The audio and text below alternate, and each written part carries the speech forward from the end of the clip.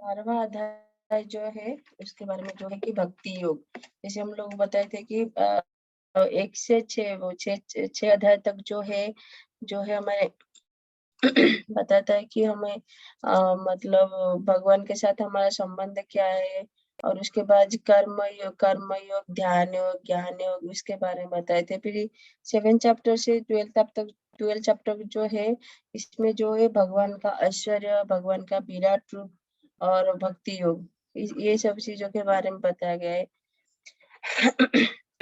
ये हम लोग जैसे कल हम लोग विराट रूप के बारे में इसमें भगवत गीता का 11 अध्याय में हम लोग पढ़े थे कि भगवान जो है पहले अपना जो है 9th में जो है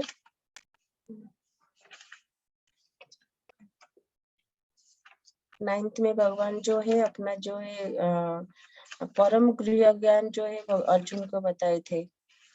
फिर 10th में जो है भगवान जो है अपना ऐश्वर्य बताए थे। फिर उसके बाद 11th में भगवान जो अपना विराट रूप का दर्शन दिलाए थे अर्जुन जी को।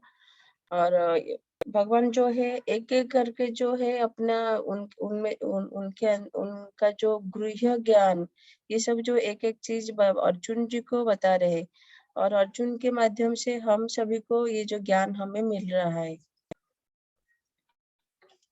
और भगवान बोलते हैं कि जो लोग ईर्ष्यालु नहीं है वही लोग ये इसके बारे में अच्छे से समझ में पाएंगे। भगवान के प्रति जो ईर्ष्या करते हैं ना वो भगवान को समझ नहीं पाते हैं।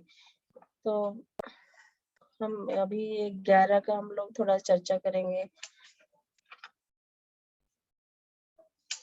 भगवान जो है पहले आप लोग कोई बताना चाहेंगे क्या कल के बारे में? कुणाल प्रभु जी, अशोरा माता जी, पार्वती माता जी, कोई बताना चाहेंगे क्या प्रभु जी कुछ?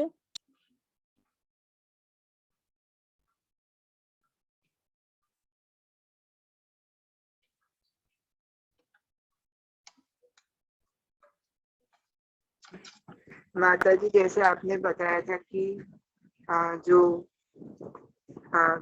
युद्ध शुरू होने से पूर्व जब ये ज्ञान उनको दिया गया उसके पश्चात अर्जुन जी इच्छुक हुए भगवान श्री कृष्ण जी के जो विश्व स्वरूप का दर्शन। उन्होंने कहा कि मुझे आपका वास्तविक स्वरूप का दर्शन करना है, जैसे आपने बताया था। फिर भगवान श्री कृष्ण द्वारा उनको बोला गया कि उन्होंने बोला कि तुम ऐसे ही अपनी दृष्टि से मुझे नहीं देख सकते हो मेरे स्वरूप को। तो उन्होंने अपनी दिव्य दृष्टि उनको प्रदान की, और उस दिव्य दृष्टि के द्वारा उन्हें वो दर्शन हुआ। उन्हें भगवान श्री कृष्ण का विश्व स्वरूप का दर्शन हुआ, और फिर भगवान श्री कृष्ण ने अपना जो स्वरूप है उसके बारे में पूरा वर्णन से 1 by 1 स्टेप बाय स्टेप उन्हें बताया इस बारे में। हाँ प्रभु, धन्यवाद प्रभु जी। हरे कृष्णा। धन्यवाद माता जी। हरे कृष्णा। दंडवत प्रणाम। धन्यवाद प्रणाम। दिशा माता जी, अशोरा माता जी, पार्वती माता जी। काल वाला रूप भी दिखाया था जिसको देख के सारे देवता भी भयभीत हो गए थे, और अर्जुन जी भी भयभीत हो गए थे। तो उन्होंने रिक्वेस्ट किया कि आप प्लीज मुझसे प्रसन्न हो जाइए और आप अपना इस रूप का व्याख्या कीजिए, क्योंकि मुझे समझ में नहीं आ रहा है आप ये वाला रूप क्यों दिखाया है। तब उन्होंने बताया कि मैं ही काल हूँ, और जिसका मृत्यु तुम करने जा रहे हो उसका मृत्यु ऑलरेडी हो चुका है, बस तुम निमित्त मात्र, इसीलिए तुमको सहन करना। हाँ माता जी, धन्यवाद माता जी। हरे कृष्णा। हरे कृष्णा। दिशा माता जी आप बताएंगे?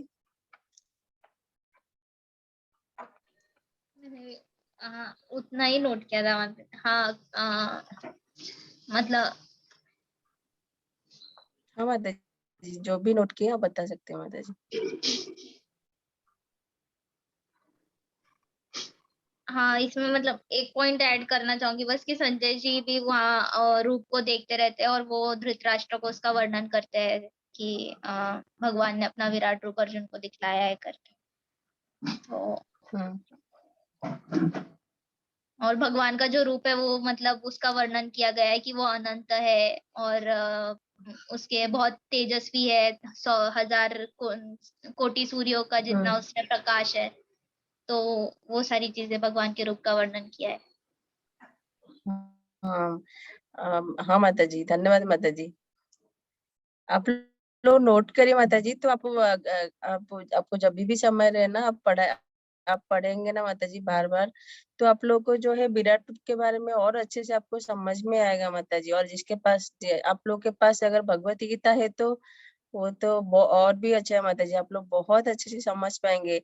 नहीं है तो माता जी आप मतलब आपके पास में अगर इस्कॉन टेम्पल है तो आपको जहाँ पे आपको सुविधा हो रहा, नहीं तो आप बोलेंगे तो यहाँ पे कुकटपल्ली की तरफ से भी आपको मतलब आपको यहाँ से भेज सकते हैं। नहीं तो आप कहीं पे पास में इस्कॉन टेम्पल है तो आप घर पे लेकर रखिए। जैसे हम लोग चर्चा कर रहे थे कि माता जी देखिए हम सनातन धर्म जो है मतलब भगवत गीता जो है हमें पढ़ना चाहिए। हमारा सनातन धर्म हमारा ग्रंथ जो है भगवत गीता है।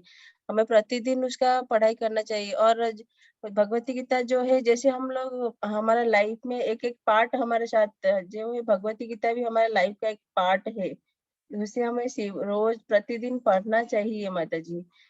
क्योंकि ये हमारे जैसे हम लोग पढ़े थे ये जो ज्ञान जो हम उपार्जन कर रहे हैं ना, वो हमारे हमारे जो हम के अच्छे सुख सुविधा के लिए सब कर रहे हैं।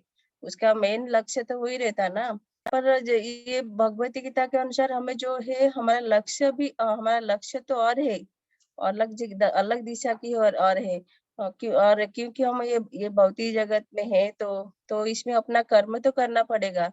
पर साथ-साथ जो है हमें जो है ये भगवान के हिसाब से अगर हम ये कर्म भी करते रहेंगे और भगवान के निर्देशानुसार उनके जो है उनके लिए भी अगर कर्म करेंगे जैसे भगवत गीता का पाठ करना है और फिर अपने परिवार के साथ में बैठ के करिए, उसमें तो और भी अच्छा है, लाभ ही लाभ है। सब लोग पढ़ेंगे, सब लोग सुनेंगे तो सबको लाभ मिलेगा। अगर ऐसे पॉसिबल हो रहा तो सब लोग बैठ के मिलकर पढ़िए, तो और बहुत अच्छा है। और और ये हमें जो है हमारा ये लाइफ का पार्ट होना चाहिए। वो मतलब धीरे-धीरे इसको कोशिश करेंगे कि हमें जो ये भगवत गीता का भी प्रतिदिन पढ़ना चाहिए। देखिए ये सब चीज़ जो है हम हम लोग पढ़ाई के लिए जाते हैं ना, कॉलेज, स्कूल ये सब चीज़ हमें कोई शिक्षा नहीं देते हैं, नहीं मिलता है ये सब चीज़। ये सब चीज़ों के बारे में हमें जो है अपने मतलब मंदिर में भक्त लोग नहीं तो घर पे जो है अपने हमारे पेरेंट्स लोग वही बताते हैं भगवान के बारे में। वो लोग अपना कार्य कर रहे हैं और हमें जो है अपना कार्य अपने घर पे जो है अगर सुविधा है तो घर पे ये करना चाहिए माता जी। तो हमारे साथ में जो अगर जो बच्चे भी है बड़े तो बड़े लोगों को सब कुछ मालूम है, जो बच्चे लोग हैं उनको अच्छा फ़ायदा होता है। क्योंकि उन लोग को मालूम ही नहीं ये सब चीज़ों के बारे में, भगवान कौन है? क्योंकि वो सब लोग को देख के रहते हैं तो उनका मन में जैसे हमारे मन में अभी ये भगवत गीता पढ़ रहे तो तभी समझ में आ रहा है। नहीं तो पहले से मुझे भी मालूम नहीं था ऐसा ये सब चीज़ों के बारे में। भगवान कौन है? जैसे हम इंडिया में सब लोग भगवान मानते हैं। भगवान मानना और पूर्ण रूप से भगवान कौन है उसको जानना वो भी ज़रूरी है।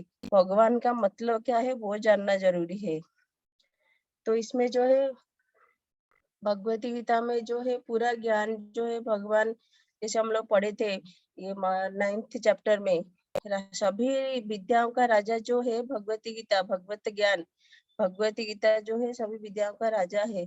तो हमें उसको प्रतिदिन वो भी हमें कितना भी 5 मिनट होने दो, 10 मिनट होने दो, थोड़ा हम बहुत बिजी हैं ये तो मालूम है, सबके लाइफ बहुत बिजी रहता है, सबका समय बहुत अलग-अलग रहता है।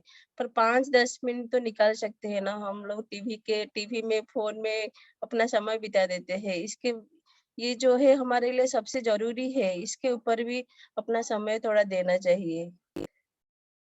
ठीक है, हम लोग अभी 11 का थोड़ा चर्चा करेंगे कि भगवान जो है अर्जुन जो कुछ जानना चाह रहा है वो उनके विराट रूप के रूप को करना चाह रहा है। तो अर्जुन जी जो है ना भगवान से प्रार्थना करके पूछ रहे वो, अगर मैं आपका जो विराट रूप देखने के लिए समर्थ हूँ, तभी आप मुझे ये विराट रूप दिखलाइए।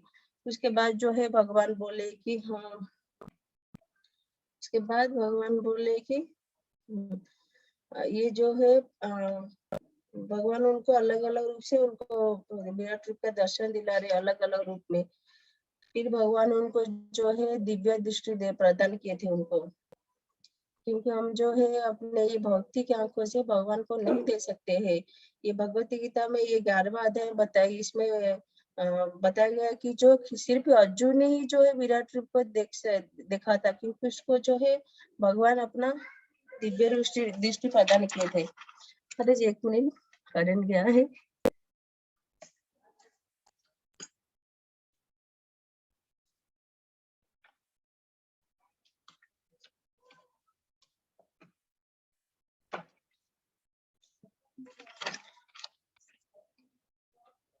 ये है भौतिक जगत का आंख।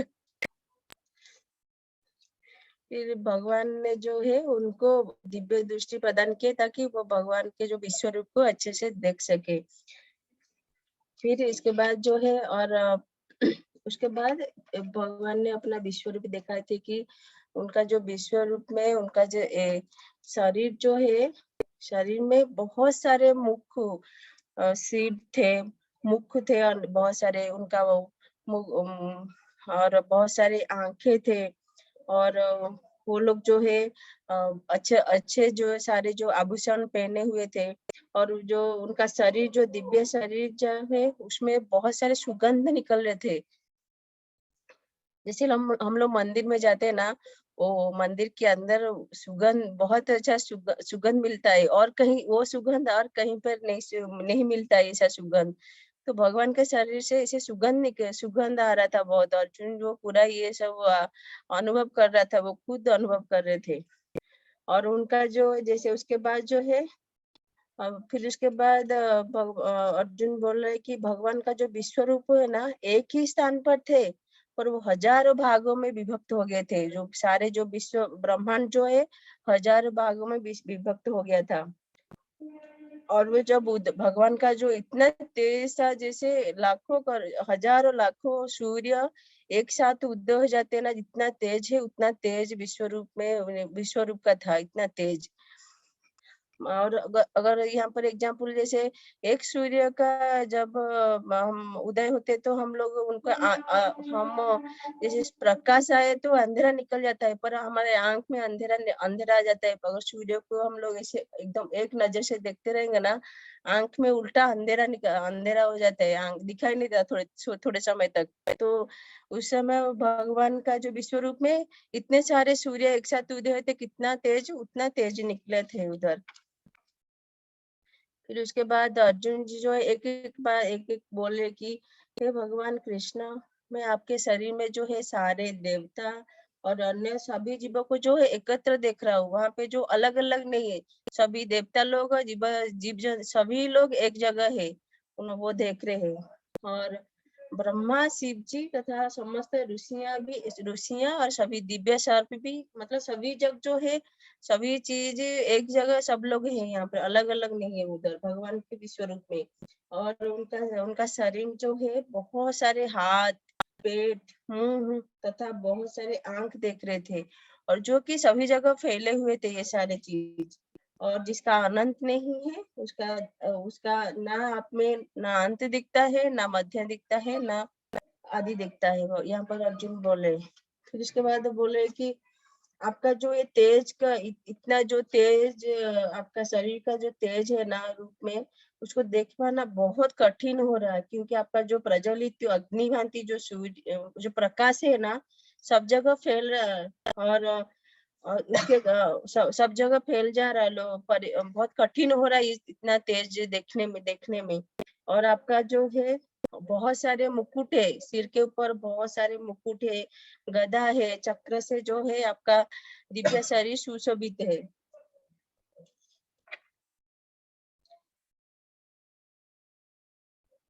और अर्जुन बोले कि आप जो है सारे आकाश, सारे लोक और समस्त सभी जगह जो है आप व्याप्त है, सभी जगह आप व्याप्त है।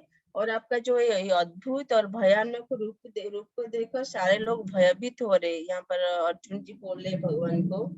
और यहाँ और इसके बाद अर्जुन बोल रहे कि सभी लोग जो है आपका शरण में जा रहे हैं और आपके अंदर प्रवेश कर रहे सब लोग। कोई कुछ लोग जो है हाथ जोड़कर आपके प्रार्थना कर रहे हैं, कोई और जो महर्षियां और सिद्धि लोग जो है आपको कल्याण हो कहकर वैदिक स्तोत्र का पाठ कर रहे हैं और आपकी स्तुति कर रहे हैं।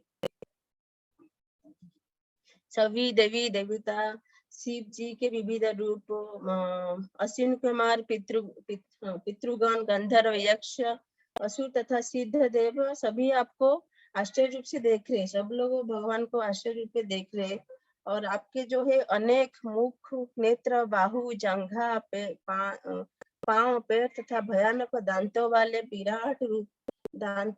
विराट रूप को देखकर देवता सहित सभी लोग अत्यंत विचलित है और मैं भी उन्हीं की तरह हूँ। मतलब अर्जुन जी भी विचलित हो रहे हैं ये सब देखकर, इतना विराट रूप को देखकर। फिर उसके बाद जो है भगवान अर्जुन जी ये भी बोले कि जो आपका जो मुख से है नाग, जो अग्नि निकल रहा है, उसमें मैं ये देख रहा हूँ कि आपके दांत के नीच में जो है ना, सभी जो है देवी मतलब धृतराष्ट्र के जो सभी पुत्र और कौरव के सेनाएं और मेरे जो प्रमुख योद्धा भी है, वो लोग सब आपके दांत के नीचे चूर्ण हो रहे, दब जा रहे।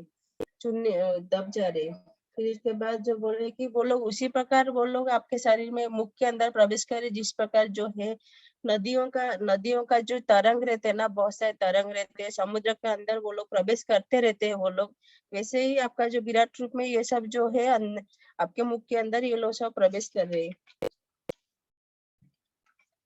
फिर जो इसके बाद जो है अर्जुन जो है फिर भगवान के प्रति वो नमस्कार कर रहा है, उनके प्रति उनसे प्रार्थना कर रहा है कि आप मेरे ऊपर प्रसन्न रहिए, भगवान को प्रार्थना कर रहा है। फिर बोल रहा है कि मैं ये जान नहीं पा रही हूँ कि आपका प्रयोजन क्या है। फिर अर्जुन भगवान बोले कि समस्त जगत का विनष्ट करने वाला मैं काल हूँ और यहाँ पर जो लोग का विनाश, मैं यहाँ पे जो है सभी लोगों का विनाश करने आया हूँ और तुम्हारे सिवा बाकी सभी लोग जो है पांडवों के तरफ, तुम्हारे पांडवों के तरफ और ये दुर्योधन के तरफ से जो भी सारे जो योद्धा है सब लोग मारे जाएंगे। और फिर उसके बाद भगवान जो है अपना बोले कि अतः उठो, लड़ने के लिए तैयार हो और यश अर्जित करो, अपने शत्रुओं को जीत कर संपन्न राज्य का भोग करो, यह सब मेरे द्वारा पहले ही मार चुके हैं। ये सव्यसाची, तुम तो युद्ध में केवल निमित्त मात्र हो सकते हो। मतलब भगवान के द्वारा सभी लोग मारे जा चुके हैं पहले से ही। सामने अर्जुन देख रहा वो लोग खड़े हैं पर भगवान जो बोले कि ये सब मारे जा चुके हैं, ये खाली तुम जो है उनके से तुम्हें निमित्त मात्र हो, उनको खाली तो तुम्हारे द्वारा ऐसे दिखेगा कि तुम मारे, पर वो लोग सबसे पहले मारे जा चुके हैं। फिर इसके बाद बोले कि भीष्म, द्रोण, भीष्म, जयद्रथ, कर्ण तथा अन्य महान योद्धा जो है पहले ही मेरे द्वारा मारे जा चुके हैं और तुम उनका वध करो, तनिक भी विचलित न हो, तुम केवल युद्ध करो, युद्ध में तुम अपने शत्रुओं को परास्त करोगे। अर्जुन जो है पहले वो डर रहा था कि मैं कैसे इन लोगों को मारूं, उन लोग का हत्या का कारण मैं क्यों बनूं। तो यहाँ पर भगवान उनका जो है सारा उसका जो द्वंद है यहाँ पर पूरा समाधान कर रहे कि मेरे द्वारा ये लोग पहले से ही मारे जा चुके हैं, तुम खाली तुम तनिक भी विचलित मत हो, भगवान उनको आश्वासन दे रहे, तुम केवल मेरे लिए युद्ध करो और शत्रुओं को परास्त करो।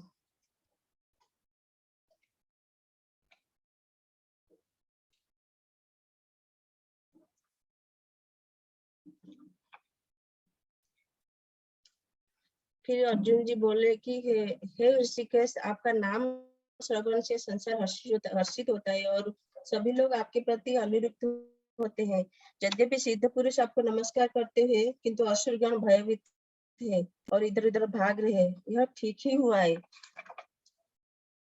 फिर अर्जुन जी भगवान का गुणगान कर रहे, हे महात्मा, हे ब्रह्मा, आप ब्रह्मा से भी बढ़कर है, आप आदि सृष्टा है, तो भी वे आपको सादर नमस्कार क्यों ना करे। आप हे अनंत, हे देवेश, हे जगन निवास, आप परम स्रोत अक्षर कारणों के कारण तथा इस भौतिक जगत से परे हैं। आप आदि देव सनातन पुरुष तथा इस दृश्य जगत के परम आश्रय हैं। आप सब कुछ जानने वाले हैं और आप ही सब कुछ है। जो जानने योग्य है वो भी आप सब है, आप है। आप भौतिक गुणों से परे परम आश्रय हैं। आप है अनंत रूप, यह संपूर्ण दृश्य जगत आपसे व्याप्त है। आप वायु है तथा परम नियंता भी है। आप अग्नि है, जल है तथा चंद्रमा है। आप आदि जीव ब्रह्मा है और आप प्रपितामह है। अतः आपको 1000 बार नमस्कार है और पुनः पुनः नमस्कार है। फिर भगवान अर्जुन बोल रहा है कि अर्जुन यहाँ पर जो है भगवान का गुणगान कर रहे, बोल रहे कि मैं आपको आगे पीछे चारों तरफ से आपको नमस्कार है। आप है असीम शक्ति, आप अनंत पराक्रमी के स्वामी है, आप सर्वव्यापी है, अतः आप सब कुछ है। आपको अपना मित्र, फिर उसके बाद अर्जुन जी बोले कि आपको अपना मित्र मानते हुए मैंने हठ पूर्वक आपको हे कृष्ण, हे यादव, हे सखा जैसे संबोधन से पुकारा, क्योंकि मैं आपका महिमा को नहीं जानता था। मैंने मूर्खतावश या प्रेमवश जो कुछ भी किया है, कृपया उसके लिए मुझे क्षमा कर दे। और यही नहीं, मैंने कई बार आराम करते समय एक साथ लेटे हुए तथा एक साथ साथ खाते या बैठे हुए, कभी अकेले तो कभी अनेक मित्रों के साथ, मित्रों के समक्ष आपका अनादर किया है। हे अच्युत, मेरे इन समस्त अपराध को क्षमा करे। जैसे हम सबको मालूम है कि अर्जुन जी जो है भगवान कृष्ण के सखा थे, परम सखा थे और उनका परम भक्ति भी थे। तो सखा के साथ हम लोग जनरली कैसे हम लोग बिहेवियर करते, तो अर्जुन भी वैसे ही किए थे। तो यहाँ पर जो अपने उसके लिए वो क्षमा मांग रहे भगवान से। आप उनका विराट रूप देखकर और तो भगवान यहाँ अर्जुन जी उनको यहाँ पर क्षमा मांग रहे हैं, आप मुझे कृपया क्षमा करें, मैं आपके साथ बहुत मतलब अलग अलग तरीके से मैं आपका महिमा को नहीं जानता था, तो मैं आपके साथ ऐसा व्यवहार किया, मूर्खता बस। तो आप मुझे मेरे अपराध को क्षमा करें। उसके बाद अर्जुन जी बोले कि आप इसी चर तथा अचर संपूर्ण दृश्य जगत के जनक है और आप परम पूज्य महान आध्यात्मिक गुरु है। न तो कोई आपके तुल्य है, न कोई आपके समान हो सकता है। हे अतुल शक्ति वाले प्रभु, भला तीनों लोकों में आपसे बढ़कर कौन हो सकता है, कौन कैसे हो सकता है। आप प्रत्येक जीव द्वारा पूजनीय भगवान है, अतः मैं गिर कर सादर प्रणाम करता हूँ और आपकी कृपा की याचना करता हूँ। जिस प्रकार पिता अपने पुत्र की ठिठाई सहन करता है या मित्र अपने मित्र की धृष्टता सह कर लेता है, या प्रिय अपनी प्रिया का अपराध सहन कर लेता है, उसी प्रकार आप कृपा करके मेरी त्रुटियों को सहन कर ले।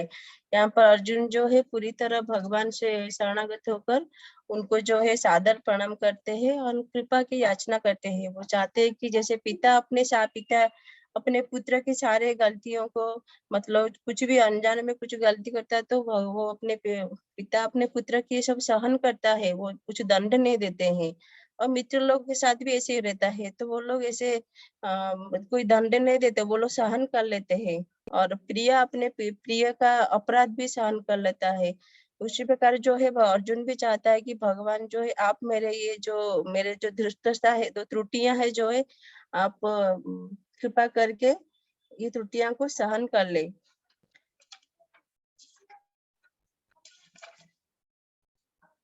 फिर उसके बाद बोल रहे कि ना मैं पहले कभी ना देखे गए आपके इस विराट रूप का दर्शन करके मैं पुलकित हो रहा हूँ, किंतु साथ ही मेरा मन में भय भी हो रहा है कि भयभीत हो रहा है। अतः आप मुझ पर कृपा करें और हे देवेश, हे जगत निवास अपना पुरुषोत्तम भगवत स्वरूप मुझे पुनः दिखाइए। यहाँ पर अर्जुन चाह रहा है कि जो भगवान का जो रूप है वो देखना चाहता है।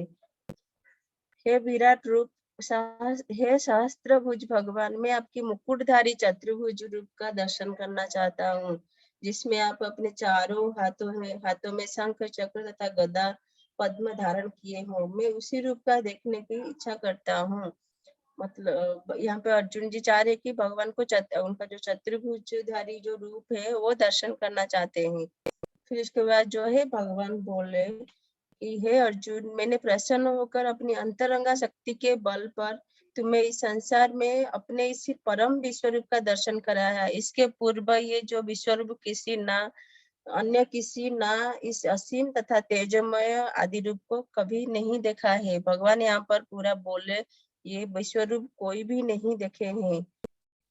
फिर उसके बाद बोले तुमसे पूर्व मेरे इस विश्वरूप का किसी ने नहीं देखा, क्योंकि मैं न तो वेद अध्ययन द्वारा, ना यज्ञ, ना दान पुण्य या कठिन तपस्या के द्वारा इस रूप में इस संसार में देखा जा सकता हूँ।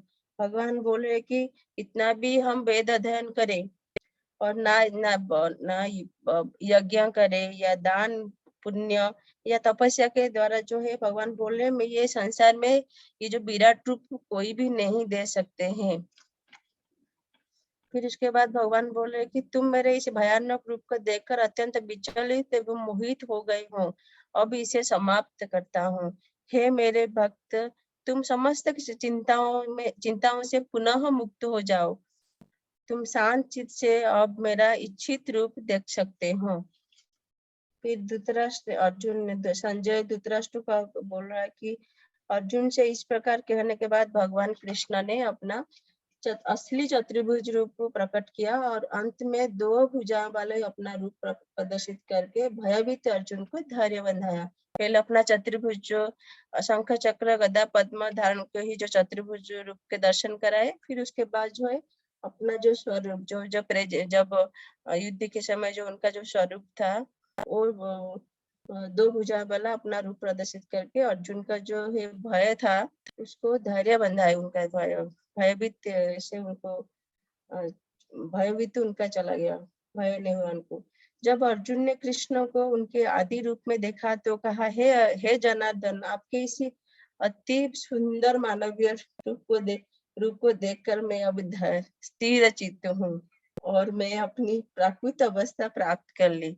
उस समय तो मतलब इतने सारे मुख, इतने सारे आंख और उनके मुंह से इतना सारे तेज, उनको विराट रूप में इतना तेज था और उनका मुंह से अग्नि निकल रहा था और मुंह से अग्नि निकल रहा था और मुंह के अंदर सभी लोग जा रहे थे उनके अंदर और मुंह से भी लोगों का उत्पत्ति हो रहा, विनाश हो रहा। ये सब देख के जो अर्जुन भयभीत हो गया था।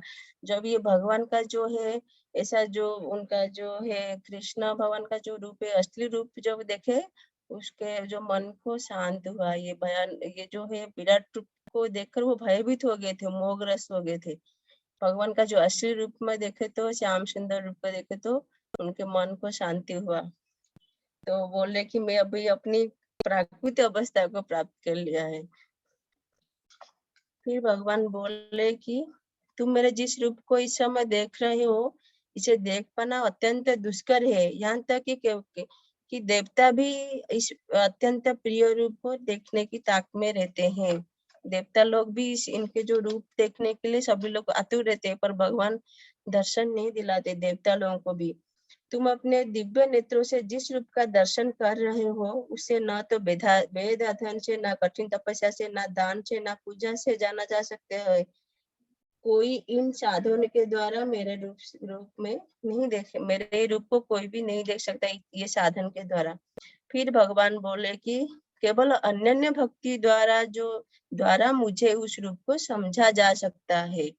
हम भगवान को समझने के लिए अनन्य भक्ति, न अन्य, केवल भगवान की ही भक्ति करेंगे तो हम भगवान को समझ सकते हैं। जिस रूप से मैं तुम्हारे समक्ष खड़ा हूँ और इसी प्रकार मेरा साक्षात दर्शन भी किया जा सकता है, केवल इसी विधि से तुम मेरे ज्ञान के रहस्य को पा सकते हो। यहाँ पर भगवान बोले केवल मेरे अनन्य भक्ति द्वारा ही मुझे जान सकते हो। मेरे जो ज्ञान है, ज्ञान का जो रहस्य है उसे जान सकते हो, केवल भगवान के भक्ति के द्वारा ही जान सकते हो। फिर उसके बाद जो है भगवान बोले जो व्यक्ति सकाम कर्म तथा मनोधर्म के कलमश से मुक्त होकर मेरी शुद्ध भक्ति में तत्पर रहता है, जो मेरे लिए ही कर्म करता है, जो मुझे ही जीवन का लक्ष्य बनाता है, समझता है और जो प्रत्येक जीव से मैत्री भाव रखता है, वह निश्चय ही मुझे प्राप्त करता है। यहाँ पर जो है भगवान बोले कि सकाम कर्म तथा मनोधर्म के कलमश से जो मुक्त हो गया है, मतलब जिसको ये सकाम कर्म का जो सकाम कर्म से और मनोधर्म से, मतलब जो है अपना जो कर्म का जो फल है उससे जो मुक्त हो गया है, और जो जो मेरी शुद्ध भक्ति में तत्पर रहता है और जो मेरे लिए ही कर्म करता है, मेरे लिए ही और किसी के लिए नहीं, मेरे लिए मतलब जो अपने कर्म फल जो है भगवान को अर्पित करके भगवान के लिए कर्म करता है, वही भगवान को प्राप्त करता है। फिर उसके बाद हम लोग 12 का शुरू करेंगे, भक्ति योग। यहाँ पर जो है भक्ति योग के बारे में भगवान बता रहे। अर्जुन जो है पूछ रहा है, यहाँ पे अर्जुन जी का जो है बार बार अर्जुन जी पूछ रहे, अपना प्रश्न पूछते रहते हैं वो। और देखिए अभी हम इसी चैप्टर में क्या देखे, अर्जुन जो है भगवान को जान चुका है सभी तरह से, फिर भी वो प्रश्न पूछ रहे। क्यों पूछ रहे? वो हम लोग के लिए पूछ रहे। हमारे मन में ऐसे डाउट आता रहता है, हमें कितना भी सिद्धि मिल जाए, कुछ भी हो जाए, फिर भी हमें डाउट रहता है भगवान के बारे में, ऐसा कैसा हो गया, ऐसा कैसा हो गया, इसके बारे में। पर जो है अर्जुन जी हमारे लिए ही पूछ रहे, उनको कुछ जरूरत नहीं है ज्ञान के बारे में। फिर फर्स्ट जो है श्लोका में अर्जुन पूछ रहा है, जो आपकी सेवा में सदैव तत्पर रहते हैं या जो अव्यक्त निर्विशेष ब्रह्म की पूजा करते हैं, इन दोनों में से किसे अधिक महत्वपूर्ण सिद्ध माना जाता है? यहाँ पर अर्जुन पूछ रहा है, आपका भक्ति करना या निराकार स्वरूप का पूजा करना, कौन इसमें से श्रेष्ठ है?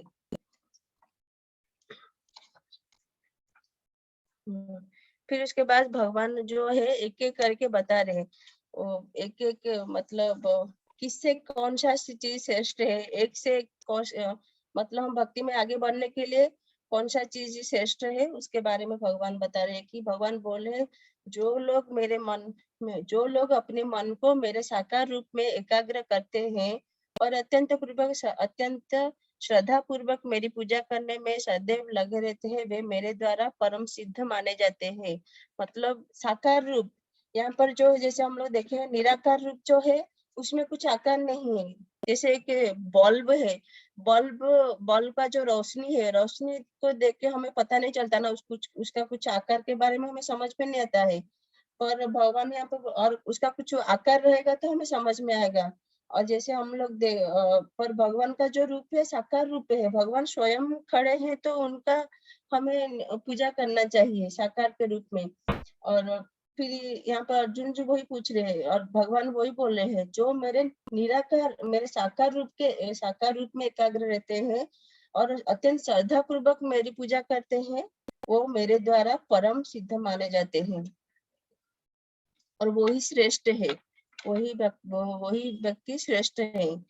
फिर उसके बाद जो है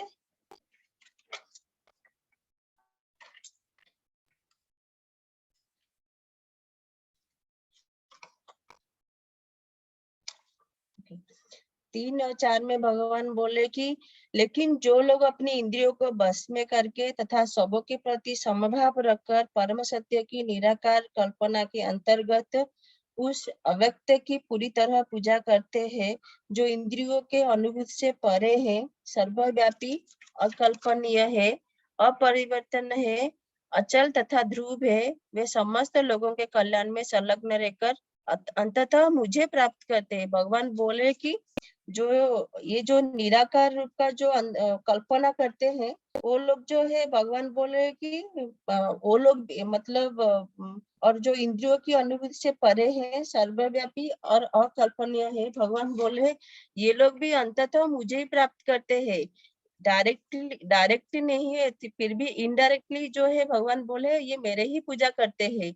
समय लगता है, ये सब चीजों में समय लगता है, और भगवान बोले कि पर मेरे ही पूजा करते ये लोग। फिर उसके बाद 5 में भगवान बताते हैं कि जिन लोगों के मन परमेश्वर के अव्यक्त निराकार स्वरूप के प्रति आसक्त है, उनके लिए प्रगति कर पाना अत्यंत कष्टप्रद है। जैसे हम और देहधारियों के लिए उस क्षेत्र में प्रगति कर पाना सदैव दुष्कर होता है। जैसे हम लोग अभी बात करें, अगर कोई निराकार किसका रूप ही नहीं है, हम उसके ऊपर ध्यान कैसे करेंगे? अगर किसका रूप है तो जैसे हम लोग देखते हैं कि भगवान कृष्ण का जो अलग अलग लीलाओं में उनका अलग अलग रूप है। अगर हम एक भगवान कृष्ण को देखते हैं तो उनका रूप को देखते हैं तो उनके प्रति मोहित होते हैं। उनका जो साकार रूप है, अगर उनका निराकार रूप को देखेंगे मतलब कुछ है ही नहीं तो कैसे उनका ध्यान करेंगे। ये व्यक्ति को अगर अच्छे से हम देख रहे हैं तो उसके प्रति हम लोग आकृष्ट होते हैं। अब व्यक्ति है ही नहीं, उसका छाया को देख के तो हम लोग आकृष्ट नहीं हो सकते ना। तो यहाँ पर भगवान बोले ये बहुत कठिन है। और खास कर देहधारी जीव हम जो है हम अपना शरीर जो है बार बार जन्म लेते हैं, जन्म मृत्यु करते रहते हैं, ये हमारा शरीर जो बदलता रहता है। तो भगवान बोले कि जो देहधारी जीव के लिए उस क्षेत्र में प्रगति कर पाना बहुत दुष्कर है। मतलब इसमें जो है हमें भक्ति में ये प्रगति करने में बहुत कठिन होता है हमें। और बार बार जो अभी अभी हम जन्म मृत्यु चक्र में फंसे हैं ना, जन्म हुआ फिर मृत्यु हुआ फिर हम लोग जन्म लिए। तो ऐसे है जो हमारा जो हमें मतलब उतना ज्ञान अगर भक्ति में है तो हमें ज्ञान रहता है तो हम भक्ति को उसी जगह जहाँ से हम लोग हमारा भक्ति छूट गया था वहीं से कर सकते हैं। अगर भक्ति है ही नहीं तो हमें कैसे मालूम होगा भगवान के बारे में। तो यहाँ पर इसलिए भगवान बोले कि बहुत ये कठिन है ये रास्ता।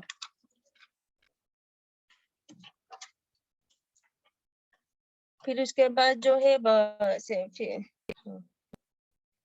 6th और 7th में भगवान बोले कि जो अपने सारे कार्यों को मुझ में अर्पित करके तथा अविचलित भाव से मेरी भक्ति करते हुए मेरी पूजा करते हैं और अपने चित्त को मुझ पर स्थित करके निरंतर मेरा ध्यान करता है, उनके लिए है पार्थ जन्म मृत्यु के सागर से शीघ्र उद्धार करने वाला हूँ। मैं उसे जन्म मृत्यु सागर जो है उसको बताया गया, उससे शीघ्र उद्धार करने वाला हूँ। यहाँ पर भगवान बोले कि जो मेरी जो भक्तिमय सेवा में जो व्यक्ति लगा हुआ है वो प्रेम तथा भक्ति के भाव से जो लगा हुआ है उसे वो मेरी पूजा करता है और मुझ में अपने चित्त को स्थिर कर वो निरंतर मेरा ध्यान करता है। तो भगवान बोले मैं उसे जन्म मृत्यु के जो सागर है उसे शीघ्र ही उद्धार करता हूँ। मैं यहाँ पे एक पूछना चाहूंगी माता जी प्रभु जी, जैसे हम लोग पिछले अध्याय में हम लोग चर्चा करे थे कि प्रतिदिन जो है हम भगवान को प्रेम पूर्वक भक्ति के साथ आप लोग कोई अर्पित कार्य फल या फूल हो, पानी हो, तुलसी के पत्ते हो, आप लोग कोई कर रहे हैं घर पे प्रतिदिन? हाँ माता जी मैं कर रही थी, मतलब कर रही हूँ, मैं कर रही हूँ ये। हाँ माता जी, हाँ माता जी करिए माता जी, प्रतिदिन करिए। धन्यवाद माता जी। और माता जी दिशा माता जी आप कर रहे हैं माता जी? कुणाल ठाकुर प्रभु जी,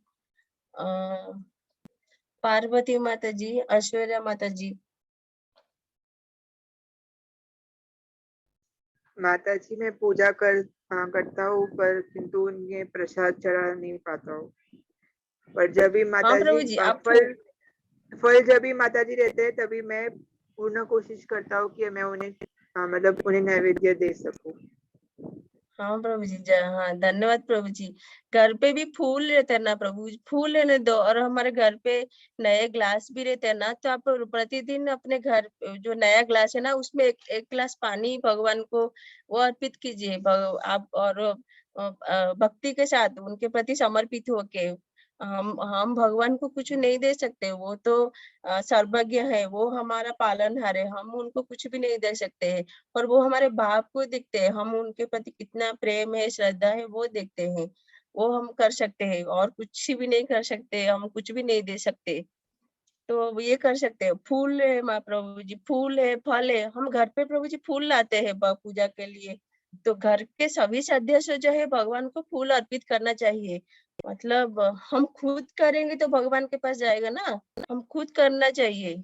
पेरेंट्स लोग कर रहे वो सही है, वो उनके लिए करे, हम अपने लिए भी करना है। मतलब हमें भी भगवान के प्रति कुछ ना कुछ अर्पित करना है। फूल होने दो, फल होने दो। और घर पे तो सबके घर में फल तो अवेलेबल रहता है, तो सबसे पहले जब फल आता है ना, सब लोग खाने से पहले उसको अर्पित कीजिए भगवान पास, अच्छे से धो के तुलसी का पत्ता डालिए और भगवान को खाली प्रार्थना कीजिए कि आप मेरा ये भेंट स्वीकार करिए। और उसमें जो भगवान हमारा भाव देखते हैं, हमारे पास क्या है, कितना धन है, कितना ये है, वो सब नहीं देखते हैं। हम उनके प्रति कितना समर्पित है वो देखते हैं भगवान। तो आप लोग ये प्रतिदिन कर रहे हैं तो बहुत बहुत धन्यवाद है। हरे कृष्ण। और ये लागू रखिए सब लोग। तो यहाँ पर जो है भगवान बोल रहे कि जो मेरी पूजा करता है और मेरी चिंता और मुझ में अपने चित्त को मुझ पर निरंतर मेरा ध्यान स्थिर रखकर मेरा निरंतर ध्यान करता है, उनके लिए है पार्थ में जन्म मृत्यु के सागर से शीघ्र उद्धार करने वाला हूँ। यहाँ पर भगवान खुद बोल रहे हैं कि मैं उनको जन्म मृत्यु चक्र से, जो सागर है ना, ये भौतिक जगत के सागर बताया गया है, तो भगवान बोले कि सागर से मैं उनको तुरंत उद्धार कर लेता हूँ। हाँ, यहाँ पर मैं और एक चीज बोलना चाहूंगी कि जैसे हम लोग हमें खुद क्यों करना चाहिए, क्योंकि जैसे हम लोग देखे ना, हम जिसका पूजा करेंगे उसका फल हमें मिलता है। तो अगर हम भगवान के पूजा हम लोग खुद करेंगे, वो फल हमें खुद मिलेगा। पर वो जो फल है ना, वो हमारे भक्ति में आगे बढ़ाने के लिए होगा। और यहाँ पर जो है श्रील प्रभुपाद जी बोले कि जैसे हम लोग पूजा पाठ करने के लिए, और मुझे जितना, जैसे भगवती गीता में भी है, अभी ज्यादातर जो धनी लोग जो है ना, उनको खुद घर के काम के लिए बाई होना, बनाने के लिए भी अलग लोग होना, और पूजा पाठ के लिए भी वो लोग अलग से लोग ला के रख रहे हैं। वो ठीक है, समय सबको बहुत कम रहता है, पर भगवान के लिए तो समय निकालना। अगर वो जो ब्राह्मण आ रहे पूजा के लिए, वो पूजा पाठ किसको गया, वो पूजा पाठ करा तो उसके लिए उसका लाभ हो रहा, हमारे लिए क्या लाभ हुआ? हमारे लिए तो हमारे अंदर तो कुछ लाभ नहीं होना। तो हमें खुद करना चाहिए, जो पूजा है ना भगवान के प्रति जो है सेवा, हमें खुद करना चाहिए, हमें खुद को मिलेगा ये सब। अगर हम बैंक में, जैसे हमारा खुद का एक अकाउंट है, उसमें अगर हम 1 रुपया डालेंगे नहीं, खुद नहीं डालेंगे, तो दूसरे लोग तो हमारे बैंक के अकाउंट में पैसा नहीं डालेंगे ना, हमारे लिए तो वो इकट्ठा नहीं होगा। तो हमें तो बाद में लास्ट में हम लोग ये चाहेंगे थे पैसा निकालना है, हमें देखना चाहते हैं कि कितना पैसा है, उसमें तो कुछ भी नहीं रहेगा। हम खुद अगर डाले होंगे तो उसमें आएगा ना। तो उसी प्रकार अगर हम खुद करेंगे, तो जब तक हम खुद नहीं करेंगे तो कुछ भगवान का सेवा हम खुद ने जब तक नहीं करे हैं तो वो व्यर्थ है। खुद करना चाहिए। और फैमिली लोग भी, अगर फैमिली लोग कर रहे तो वो सब लोग कर रहे तो बहुत अच्छा है, सब लोग भक्ति में आगे बढ़ना। पर खुद भी करिए, आपको अगर समय मिल रहा है, 2 मिनट होने दो, 5 मिनट होने दो, ये करिए आप लोग प्रतिदिन। सब लोग, ये सब में भी सब लोग ये करना चाहिए। धन्यवाद। और इसके बाद जो है मतलब, हाँ माता जी, माता जी। हाँ माता आप जी। क्या बोले? एक बार और बोलिए ना, मैं सुन नहीं पाई, आवाज थोड़ा कट रहा था नेटवर्क इशू की वजह हाँ से। माता जी, मेरा बोलने का मतलब ये है कि माता जी, हम लोग घर पे देखते हैं कि हमारे जो बड़े लोग हैं, ज्यादातर बड़े लोग ही ज्यादातर पूजा पाठ करते हैं, हम लोग नहीं करते हैं। तो बड़े लोग कर रहे हैं, अच्छा है, हम लोग उनसे सीखते हैं। बड़े लोग भी कर रहे हैं, तो हमारे पास तो भगवान बोले कि हमारे पास सभी चीजें अवेलेबल है, तो हमें भी करना चाहिए। अगर जैसे कोई कुछ फूल है तो फूल उनके पास उनके चरणों कमल में फूल रखना चाहिए। फल है तो फल अच्छे से धोकर भगवान के चरण में रखना चाहिए, और उनसे प्रार्थना करना चाहिए कि मतलब ये मेरा भेंट है, आप ये स्वीकार करिए। और पानी, जैसे हमारे घर पे सभी के घर में तो नया ग्लासेस तो रहता है माता जी, एक ग्लास में पानी रखिए, उसमें तुलसी पत्ता डालकर भगवान के पास रखिए माता जी। ये हमारे तरफ से भगवान के प्रति ये अर्पित भगवान को ये ऑफर करना चाहिए प्रतिदिन। भगवान जो है हमें इतना सारा सुख सुविधाएं दिए हैं, रहने के लिए इतना अच्छा घर दिए हैं, हमारा हमारा जो है हमारा पोषण के लिए जो है भगवान इतने सारे पेरेंट्स अच्छा पेरेंट्स दिए हैं और इतना सारा सुख सुविधा भगवान ने ही दिए हैं। तो हमें जैसे हम किसी व्यक्ति से हमें कोई व्यक्ति कुछ दे रहे हैं तो उनको हमें धन्यवाद तो देना चाहिए ना। तो ये हमारी तरफ से छोटी सी चेष्टा है, भगवान को कैसे धन्यवाद दे सकते हैं। तो ये तो हम प्रतिदिन हम लोग चाहेंगे तो खुद कर सकते हैं, नहीं चाहेंगे तो नहीं कर सकते हैं। ठीक है माता जी? हाँ माता जी। आशीर्वाद माता जी। हाँ माता जी, मैं आशा करती हूँ माता जी आप लोग सब लोग कर रहे हैं और करते रहेंगे जीवन भर, क्योंकि हमें भगवान इतना सारा हमें इतना क्या बोले तो इतना सुख सुविधाएं दिए हैं, तो भगवान को तो हमें धन्यवाद बोलना चाहिए ना, उनके प्रति आभार प्रकट करना चाहेंगे, भगवान और खुश हो जाएंगे। उनको ये सब चीजों की जरूरत नहीं है, पर हमें अपने तुष्टि के लिए हमारा शुद्ध होगा अगर हम भगवान को ये सारे चीज अर्पित करेंगे ना, तो हमारा शुद्ध होगा।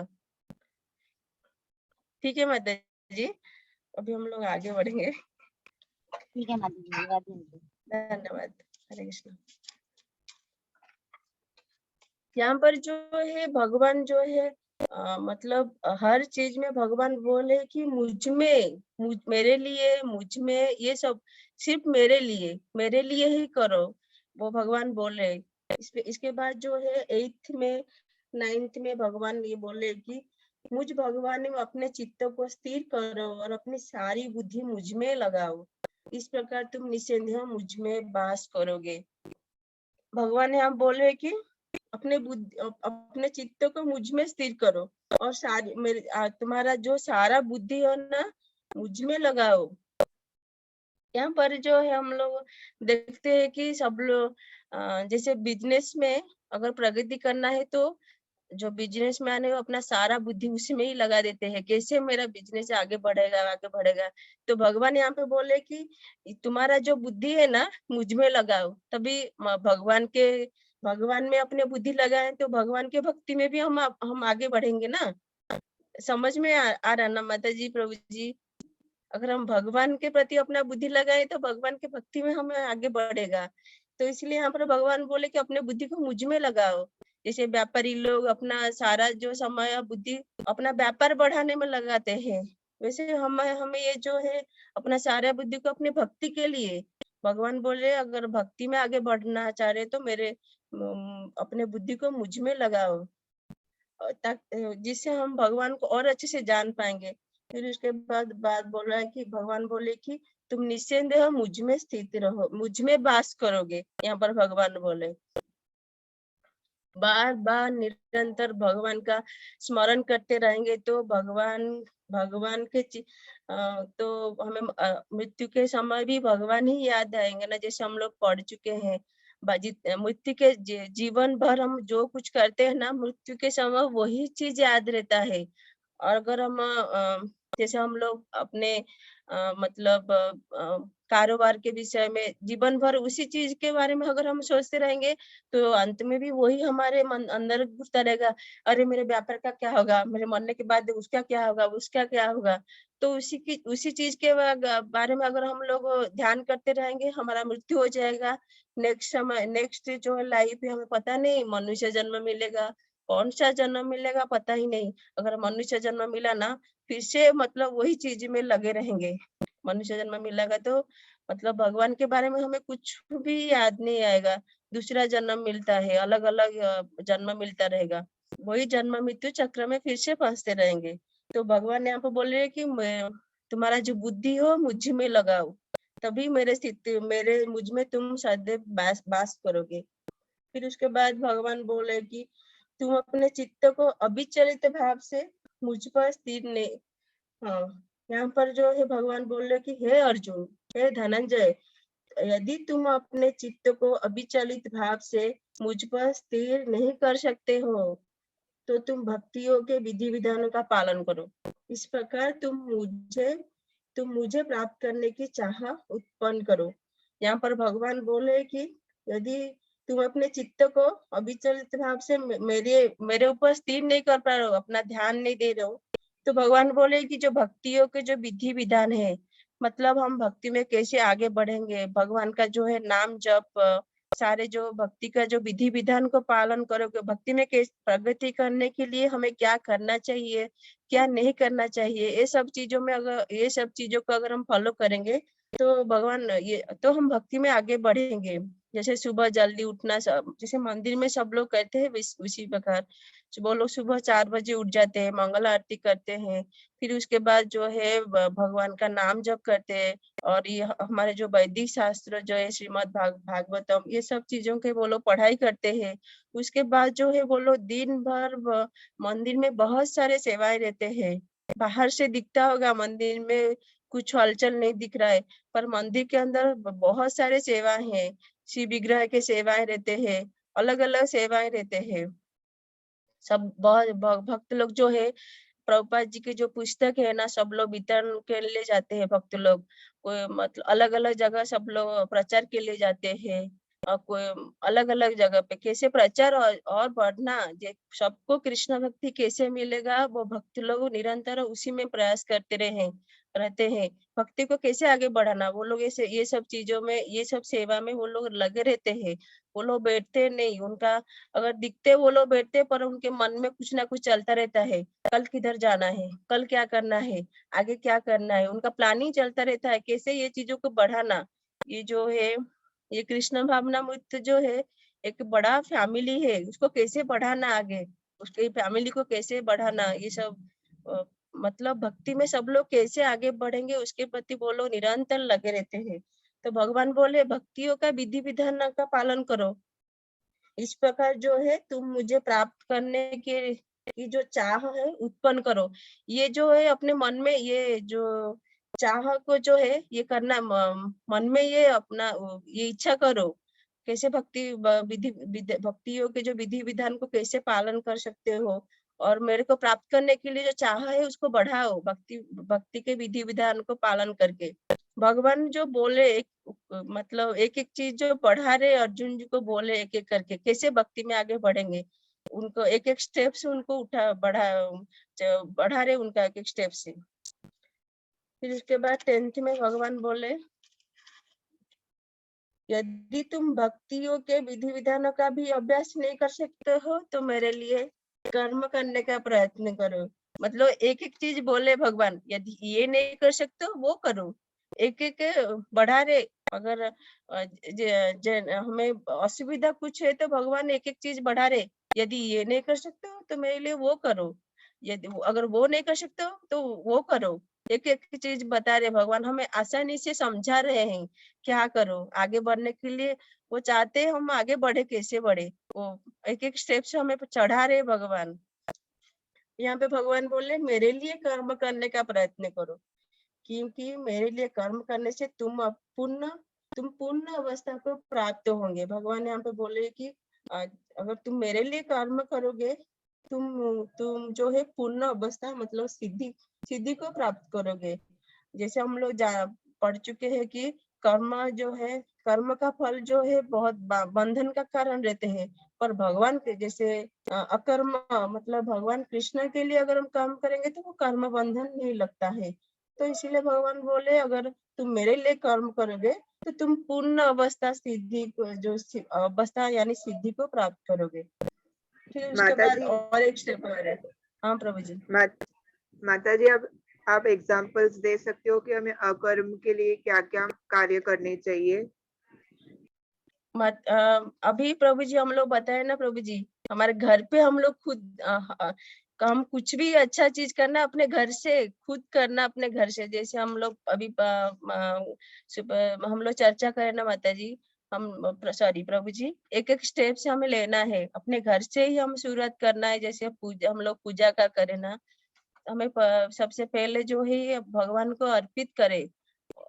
हमारे में भाव की बहुत कमी है, क्योंकि भाव प्रेम बहुत कम है, क्योंकि हम जो है अलग अलग जगह में अपना ये सब चीजों को लगा चुके हैं, तो बहुत कठिन है पर उसको लगाना पड़ेगा। कठिन चीज अगर हमें कुछ अच्छा चीज चाहिए तो हमें बहुत कष्ट मिलता है, पर वो हाँ मतलब वो चीजों को तो प्राप्त करना चाहते तो उसको करना ही पड़ेगा। तो सबसे पहले जो है हमारे घर पे जो है, हमें जो है सबसे पहले भगवान को जो है अपना मेन जो है केंद्र मानना, मतलब उनको सबसे बड़े उनको मानना चाहिए, उनको उनको प्रति समर्पित होना चाहिए। जैसे हम लोग बात करे थे अभी, भगवान के भगवान को जो है रोज हम लोग एक चीज इसी से शुरू करेंगे कि भगवान को प्रतिदिन प्रेम के साथ और भक्ति के साथ जो है उनको सबसे पहले ऑफरिंग करेंगे। हमारे घर पे जो कुछ भी साधन है पहले हम लोग इससे शुरू करेंगे।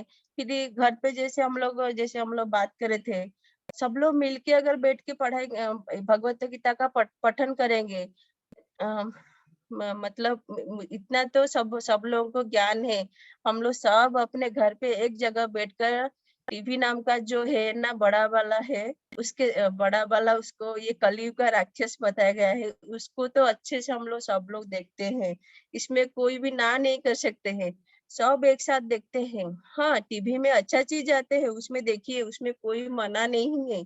जैसे अभी हाँ, क्या बोले तो मतलब ये भगवान के बारे में, पर हमें टीवी में जो सही चीज आ रहा है उसको देखिए, दूसरे चीजों में अपना समय जो है बर्बाद करते हैं। जैसे हम लोग देखते हैं ना, कोई सीरियल आया है, उसमें क्या है, वो लोग क्या कर रहे, अपना अपना जो है अभिनय कर रहे वो लोग, वो सही वो मतलब वो खाली अभिनय करके चले जा रहे, उनका पैसा मिलता है, वो लोग अभिनय कर रहे, पर उसका कुछ मूल्य नहीं है। वो लोग बस लोगों को एंटरटेनमेंट करने के लिए वो लोग ये सब कार्य करते हैं। बस कैसे समय पूरा कैसे जाएगा उसके ऊपर वो लोग करते हैं।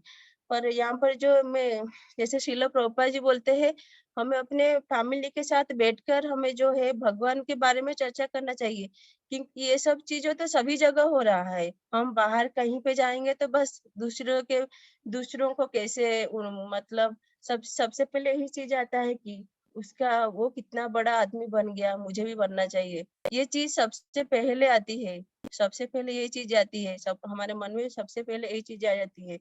मतलब ईर्ष्या ईर्ष्या सबसे पहले आ जाता है। तो हमें वो टीवी देखिए कुछ, अगर जैसे हम लोग ये भौतिक जगत में है तो न्यूज वगैरह तो मतलब कुछ अगर जानकारी के लिए तो देखना चाहिए, पर हमें जो है ज्यादा उसमें अपना वक्त ज्यादा समय नहीं लगाना चाहिए, जितना चाहिए बस उतना।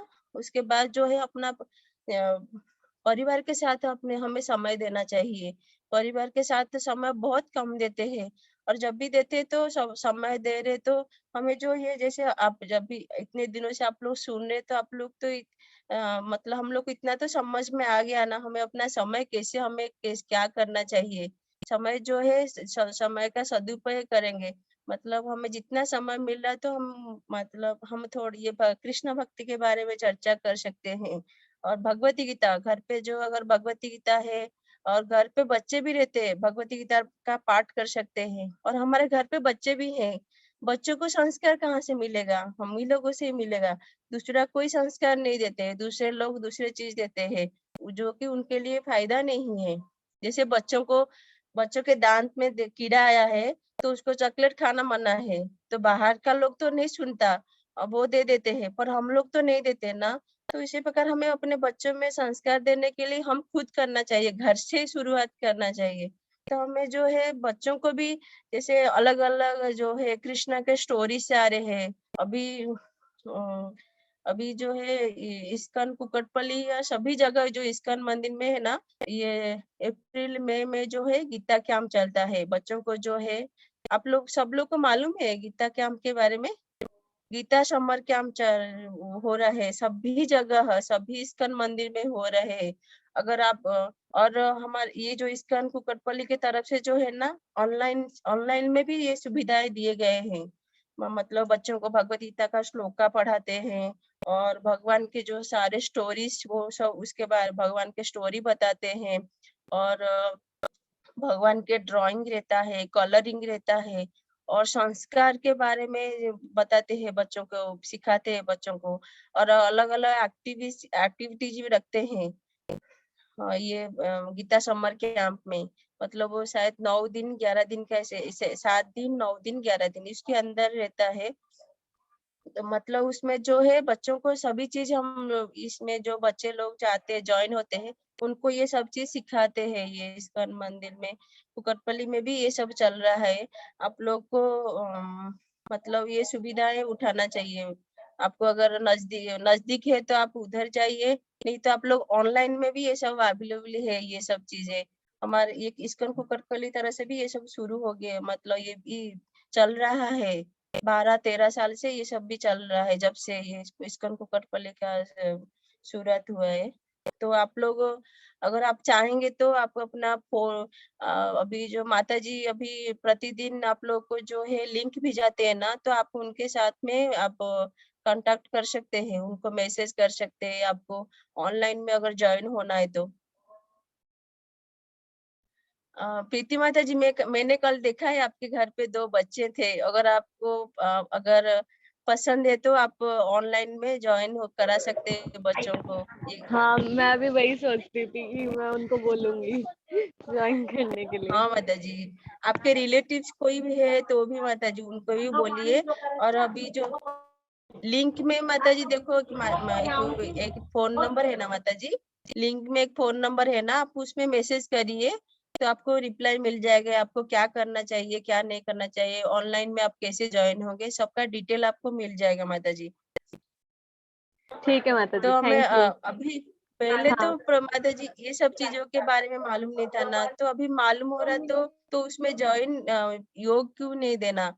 अभी मतलब भगवान बोले कि भगवान ये इसमें भी मतलब भगवान खुद बोले, अगर पहले मालूम नहीं था ना, अगर मालूम हो रहा तो उसको छोड़ना नहीं, वो चांस छोड़ना नहीं चाहिए। और अगर यहाँ पे कोई बाजू में कोई नजदीक में है तो वो लोग इस्कॉन कुकटपल्ली आ सकते हैं। मतलब संडे सत्संग वगैरह रहता है। सुबह मंगल आरती से लेकर दोपहर में राजभोग, फिर उसके बाद राजभोग आरती रहता है, फिर महाप्रसादम रहता है, फिर उसके बाद शाम को भी प्रोग्राम रहते हैं। संडे के दिन स्पेशल प्रोग्राम रहता है माता जी। तो सब लोग आइए, आप लोग को अगर सुविधा हो रहा तो। और माता ऑनलाइन जी, में भी सारे। हाँ प्रभु जी। माता जी यहाँ पर मुंबई में नजदीक में कोई इस्कॉन टेम्पल है? जुहू, अ, चौपाटी जुहू। हाँ प्रभु जी। माता जी हाँ, आप केवल उधर अगर जुहू चौपाटी जो आपने बोला माता जी, वो केवल एक ही है ना मुंबई नहीं में? नहीं, और है प्रभु जी। और है प्रभु जी, अलग अलग ब्रांच है। आप मतलब प्रभु जी गूगल में सर्च करिए इस्कॉन टेम्पल तो उसमें आ धन्यवाद जाएगा माता प्रभु जी। जी। तो मैं प्रभु जी, मेरा बोलने का मतलब है जो कि हमें बच्चों को जो है सबसे पहले अपने घर से शुरुआत करना चाहिए। तो जैसे आप लोग आपका क्वेश्चन था हम लोग क्या करना चाहिए, तो सुबह सबसे पहले तो हम अपने जैसे सबके घर में मुझे जितना मालूम है सब अपने बड़ों का प्रणाम करते हैं। बड़ों का प्रणाम करिए और भगवान को भी प्रणाम करिए। जो हमारा घर का जो मेन जो है हमारा पेरेंट्स माता पिता भी वो भी बड़े हैं, वो हमें कंट्रोल करते हैं, पर उनको कंट्रोल करने वाले भगवान है। तो भगवान को भी प्रणाम करिए। सबसे पहला जो ये घर का शुभ सुबह है, जो ये काम ये जो है सबसे पहले। फिर भगवान को जैसे हम लोग अभी चर्चा करे थे, उनको नैवेद्य अर्पण कीजिए। और अगर आपको समय है तो भगवान का नाम जप करिए। ये आगे आगे मैं आपको बताऊंगा नाम जप के बारे में। नाम जप करिए। और बहुत सारे ये भगवत गीता का जो है भगवान के बारे में बहुत सारे पुस्तक है। अगर आपको इस्कॉन टेम्पल से आप खरीद कर वो पढ़ सकते हैं। थोड़ा तो समय मिलता होगा ना। जैसे हम लोग ये भौतिक जगत में बहुत सारे जो है समाचार पत्र वगैरह पढ़ते रहते हैं। तो हमारा जो है एक पूर्ववर्ती आचार्य जो है हमारे गुरु शिष्य परंपरा में, श्रील भक्ति विनोद ठाकुर महाराज, वो क्या बोलते थे मालूम? अगर भौतिक जगत में इतने सारे हलचल हो रहा है तो आध्यात्मिक जगत तो वो तो सबसे परे है। उधर भी सभी चीजें अवेलेबल है। और आध्यात्मिक जगत का जो है, जैसे कि पेड़ है ना, पेड़ का छाया नदी में दिखता है ना। और इस भगवत गीता में अभी आगे आएगा ये भगवत गीता में बताया गया कि ये पेड़ का जो छाया है ना, पेड़ जो है आध्यात्मिक जगत आध्यात्मिक जगत, उसका छाया जो है नदी में दिख रहा है वो भौतिक जगत। अगर छाया में इतना सारा हलचल दिख रहा तो आध्यात्मिक जगत में तो बहुत कुछ हो रहा है, वो पढ़ना चाहिए। तो इसीलिए श्रील प्रभुपाद जब से भगवत दर्शन एक पत्रिका है जो है प्रति महीना जो है छपता है। तो अगर आपको उसके बारे में भी आपको जानकारी चाहिए तो आप चर्चा कर सकते हैं। मतलब हर महीने एक एक पत्रिका छपता है भगवत दर्शन। जैसे ये भौतिक जगत का समाचार पत्र, वो अपना ये समाचार पत्र है ना, हम लोग जानकारी कर ले रहे इकट्ठा करते हैं। तो भगवत धाम का जो जानकारी के लिए हमें भगवत दर्शन का पढ़ना चाहिए। तो घर पे जो है अपना जो है छोटे मोटे बुक भगवान का जो है बुक्स रहता है। भगवत गीता जो है मेन बुक्स है। मेन बुक्स मतलब ये पूर्ण बुक्स है। पर उसमें से जो है एक जैसे हम एक एक के जैसे हम जो स्कूल में पढ़ते हैं ना प्रभु जी, कॉलेज में, तो हमारा जो बुक का जो है एक एक पार्ट जो हम अगर समझ में नहीं आता ना, तो उसके विषय में उसका मेन अलग बुक्स रहता है। उसके चैप्टर के हिसाब से हमें अच्छे से समझाया जाता है। उसी प्रकार जो है ये अलग अलग बुक्स ऐसा है। जैसे कर्म के नियम, ये कर्म का नियम मतलब हमें क्या करना चाहिए, जो हम जो तीनों प्रकार का जो कर्म अकर्म विकर्म के बारे में पढ़े थे ना, तो वो उसके बारे में है। मतलब अलग अलग जो है बुक से है, उसको बहुत अच्छे से एक्सप्लेन किए हुए हैं। तो वो बुक्स में तो आप वो बुक्स ला सकते हैं। और बच्चों के लिए जो है स्टोरी से कृष्ण के पूरा स्टोरी है, एक एक स्टोरी जो है बुक्स रहते हैं। तो बच्चे बहुत खुशी खुशी वो पढ़ेंगे। यहाँ पे जो गीता कैंप में बच्चे आते हैं ना, वो लोग इतना खुश होते हैं वो पढ़ के। और कृष्ण का जो है अलग अलग कलरिंग बुक्स है। मतलब ये शुरुआत करेंगे हम लोग, खुद को करना पड़ेगा, शुरुआत करना पड़ेगा। तो बच्चों को अलग अलग चीजें देते हैं पढ़ने के लिए, या फोन पकड़ा लेते हैं, उससे अच्छा ये बहुत अच्छा है। इसके बारे में बच्चों को ये ज्ञान रहना चाहिए। और जैसे हम लोग पढ़ चुके हैं, हमें जो है केवल भगवत ज्ञान के लिए मनुष्य जन्म मिला है। पर हम जो है बंध चुके हैं, हमारा मन जो है भ्रमित है, हमारा मन सिर्फ इसी चीजों में लगा रहता है, तो भगवान के बारे में मन नहीं लगता है। तो उसके लिए हमें जो बचपन से है शुरुआत करना चाहिए इसी भक्ति मार्ग में आगे बढ़ने के लिए। तो ये बच्चों के लिए कर सकते हैं। और बड़े लोग जो है भगवान का जो है बुक्स वगैरह पढ़ सकते हैं। और जैसे हम लोग फोन वगैरह यूज करते हैं ना, आजकल फोन में भी बहुत सारा भक्ति के मतलब इस्कॉन के तरफ से बहुत कुछ प्रचार कर रहे। मतलब भगवत गीता का क्लासेस रहता है, ये सब वो देख सकते हैं प्रतिदिन। और भगवान का जो है नाम जप करना। और अभी तो जैसे मैं आपको खाली ये बोली आप ये अर्पित करिए, पर आप अगर जितने बार चाहेंगे तो भगवान को उतने बार आप अर्पित कर सकते हैं। अगर आपको मन हो रहा अभी मुझे अर्पित करना है, तो आप जब भी बार बार अर्पित कर सकते हैं भगवान को। कुछ भी फल होने दो, फूल होने दो, जितने बार आप कर सकते हो, उसमें कुछ भी मना नहीं है, आप कर सकते हैं। ठीक है प्रभु जी, धन्यवाद प्रभु जी। धन्यवाद माता जी।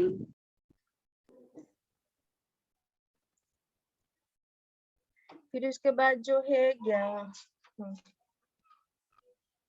12 में जो है भगवान बोल रहे कि यदि तुम भगवान इसमें क्या बोले कि ओके कर्म करो मेरे लिए। अगर तुम भक्ति के विधि विधानों का अभ्यास नहीं कर रहे तो मेरे लिए कर्म करो।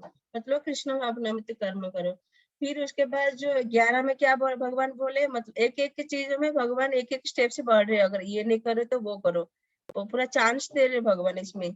यहाँ पर भगवान क्या बोले, यदि तुम मेरे इस भावना मूर्ति में कर्म करने में असमर्थ हो तो तुम इसे इस कर्म के जो फल है उसको त्याग दो। अगर कर्म करने के कारण तो जो भगवान बोले कि इस कर्म का जो फल है उसे त्याग कर दो और मेरे आत्म स्थित होने का प्रयत्न करो। मतलब मेरे स्मरण में रहने के लिए मेरा ही स्मरण मेरा स्मरण करो, मेरा ध्यान करो। भगवान यहाँ पर बोले अगर ये कर्म करने में अगर तुम्हें कुछ असमर्थ हो, नहीं कर पा रहे हो, तो मेरे लिए मेरा ध्यान करो, मैं तुम्हारे मन में मुझे स्थित रखो, ये भगवान बोले। फिर उसके बाद 12 में भगवान बोले कि यदि तुम यह अभ्यास नहीं कर सकते तो ज्ञान के अनुशीलन में लग जाओ।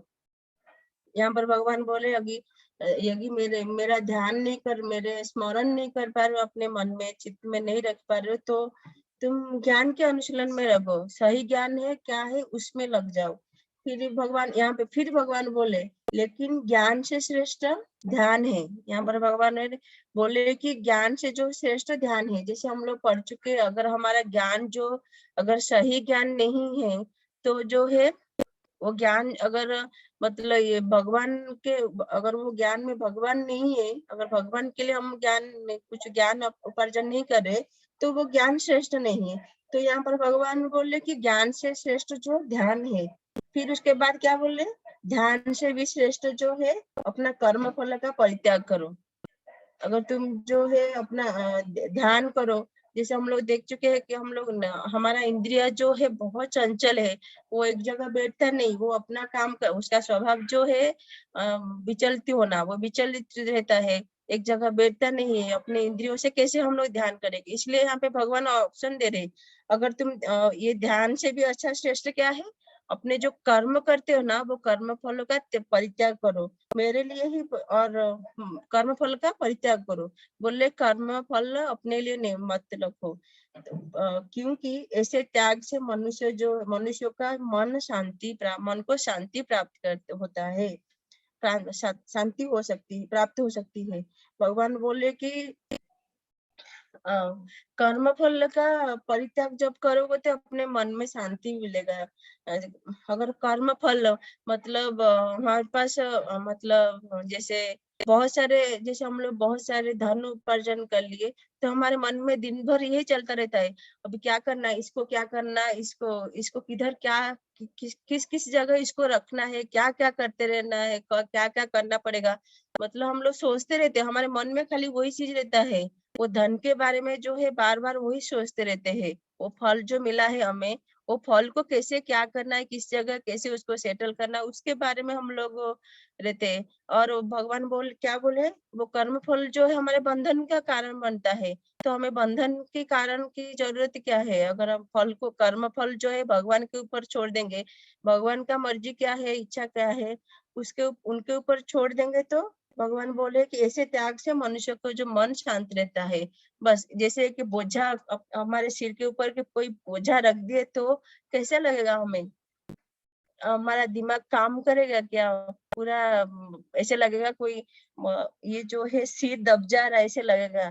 अगर उसी समय कोई व्यक्ति आके हमारे सिर के ऊपर कोई बोझा निकाल देगा, क्या महसूस होगा, कितना शांत, अरे मतलब बहुत खुश हो जाता है, उसका मन को शांति मिलता है। तो यहाँ पर भगवान वही बोले, अपना कर्म फल का त्याग कर दो, और त्याग से मनुष्य को जो है शांति मिलता है, मन को शांति मिलता है। मन शांत है तो सब चीज सही होगा, नहीं तो मन अगर अशांत है, भ्रमित है, मोह में है, तो सब चीज सभी गड़बड़ी वहीं से शुरू हो जाता है। फिर इसके बाद 13 और 14 में भगवान बोले कि जो किसी से द्वेष नहीं करता है, लेकिन सभी जीवों के दयालु मित्र है, जो अपने को स्वामी नहीं मानता और मिथ्या अहंकार से मुक्त है, जो सुख तथा दुख में संभाव रहता है, जो सहिष्णु है, सदैव आत्मतुष्ट रहता है, जो आत्मसंयमी है, और तथा जो निश्चय के साथ मुझ में मन तथा बुद्धि को स्थिर करके भक्ति में लगा रहता है, ऐसा भक्त मुझे अत्यंत प्रिय है। यहाँ पर भगवान बोले कि जो किसी से द्वेष नहीं करता है, किसके प्रति घृणा भाव नहीं रखता, सबके प्रति जो मतलब प्रेम भरा, जिसका प्रेम रूप उसके मन में सबके प्रति प्रेम रहता है, जो सबके ऊपर दयालु रहता है, सबके मित्र बनता है, जो अपने को स्वामी नहीं मानता है, जिसको भगवान के बारे में पूरी तरह पता चल चुका है, वो खुद को कभी स्वामी नहीं मानता है।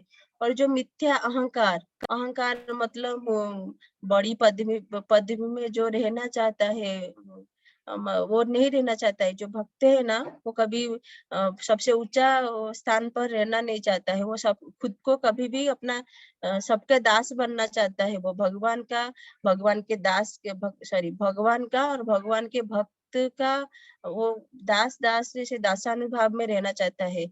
मतलब खुद को वो कभी वो बड़ा नहीं मानता है। सबको हमेशा वो जो है भगवान को बड़ा मानता है, उनके भक्त को बड़ा मानता है। जो भक्त जो है शुद्ध भक्त वो ऐसे मानते हैं, खुद को कभी वो बड़ा नहीं मानते। तो भगवान यहाँ पर बोले कि जो अहंकार से मुक्त है, जो सुख तथा दुख में संभाव रहता है, मतलब जैसे वो उसको भक्त को जो जिस व्यक्ति को मालूम है कि जैसे सुख दुख जो है हमारा जीवन का एक अंश है। मतलब सुख आएगा जीवन में, दुख तो आएगा। अगर दुख है तो सुख आएगा, सुख है तो दुख आएगा।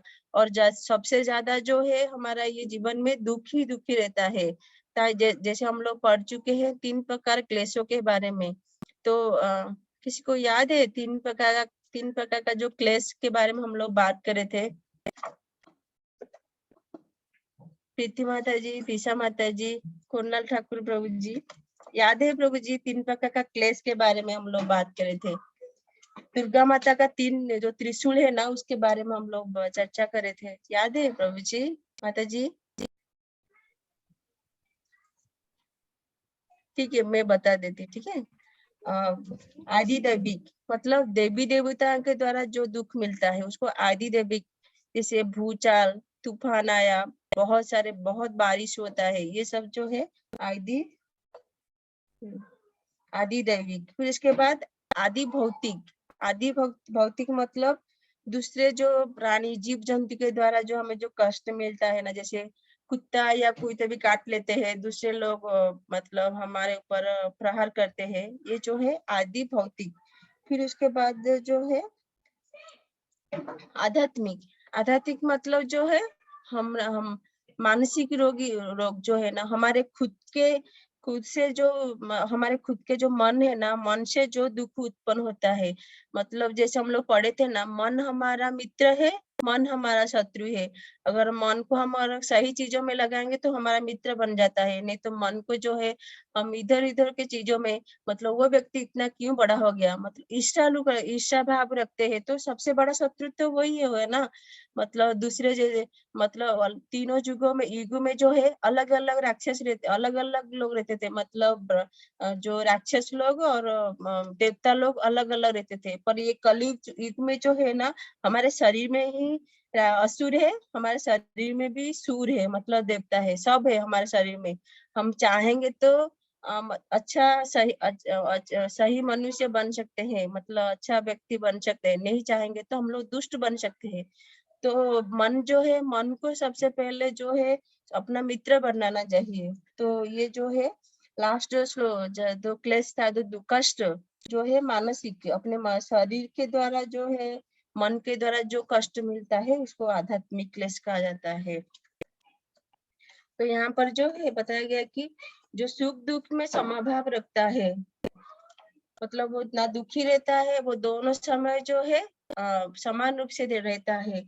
और जो सहिष्णु है, मतलब सब कुछ सहन करता है, जो है मतलब सब चीजों जो है सहन करता है।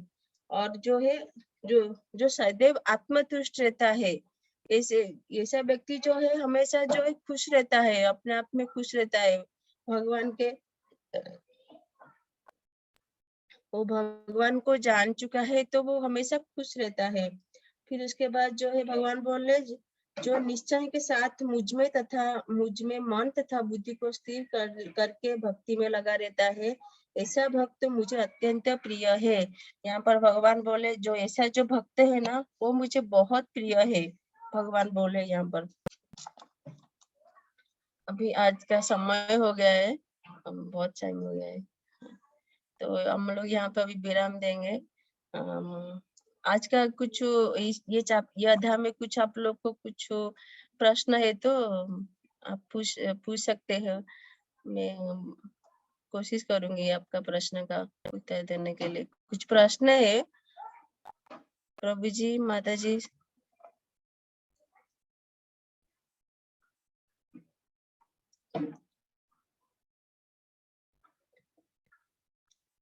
हरे कृष्णा।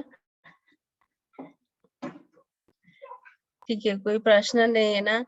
तो मैं आशा करती हूँ आप लोग जो अभी हम लोग चर्चा करें जिसके बारे में मतलब हमें अपने घर से जो शुरुआत जो है जो ये शुभ चीज जो है सही चीज जो है अपने घर से शुरुआत करेंगे। तो मैं आशा करती हूँ कि आप लोग अपने में भी हम लोग सुबह प्रतिदिन ये सब कार्य शुरुआत करेंगे ठीक है ना माता जी, प्रभु जी? अशरा माता जी आप अपना वीडियो ऑन करिए ना, मैं आपको देखना चाहती हूँ।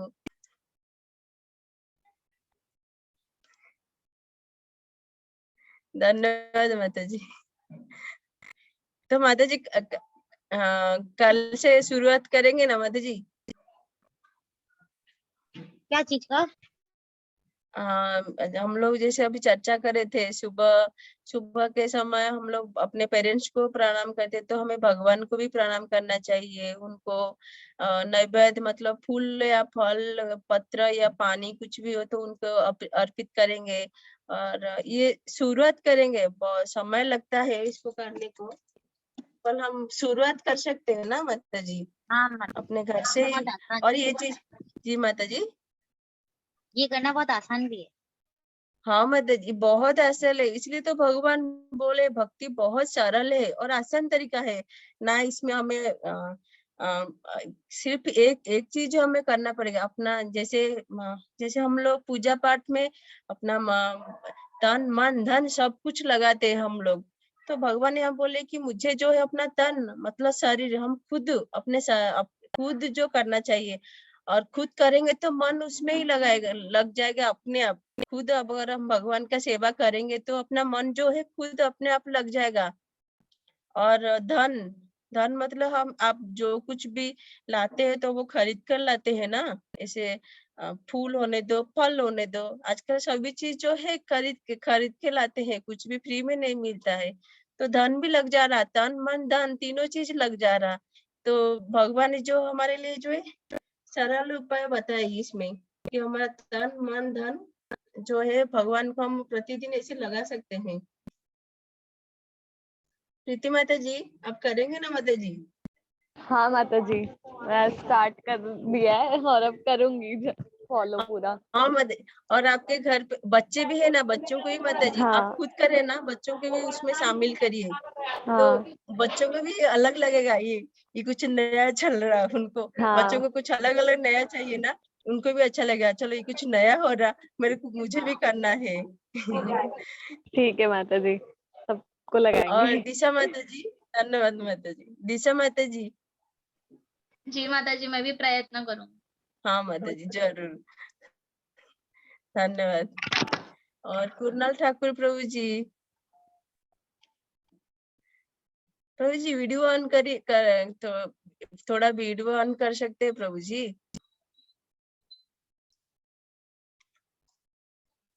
कुरनाल ठाकुर प्रभु जी, आज ईशान प्रभु जी नहीं आए। आप लोग को कुछ असुविधा नहीं हो रहा ना, समझ में आ रहा ना? हाँ माता जी।